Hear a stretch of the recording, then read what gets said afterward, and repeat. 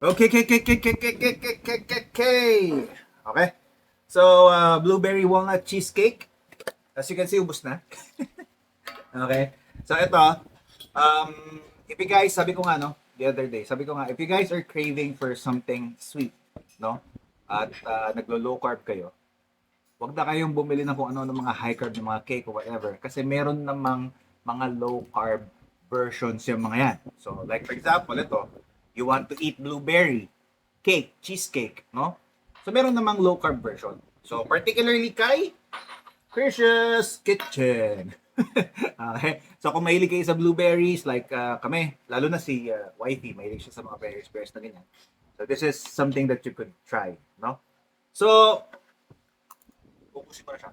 It's not so, okay yung texture niya, madulas-dulas, the usual cheesecake, malambot, tapos hindi masyado matamis.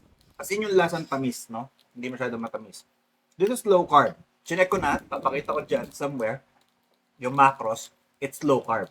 Now, this entire can, no, according to Krisha's Kitchen, 8 servings to. Okay? So, 8 servings. So, 1 serving out of 8 is about almost 3 grams of carbohydrates lang. So, kung kumakain kayo ng 0 naman yung kinakain nyo, steak, 0 din yung water, etc. Ito lang yung papasok na carb doon sa kakainin nyo. Low carb siya. So, 3. Okay? So, what else?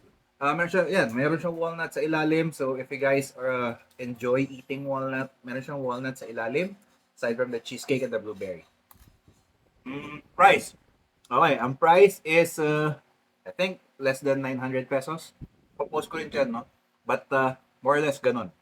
So, yes, it's kinda, yeah. Yes, it's kinda mahal. Konyo.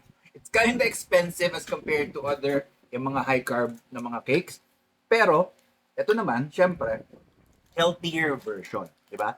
And besides, if you become a member of the LCIF Association, you get special discount dito. I think if I'm not mistaken, about 100 pesos per 1,000 pesos na order. Something like that. Okay? So, terms and conditions apply. So, yan. Okay na yan? So, if you want to try it, you can order sa Krisha's Kitchen and enjoy.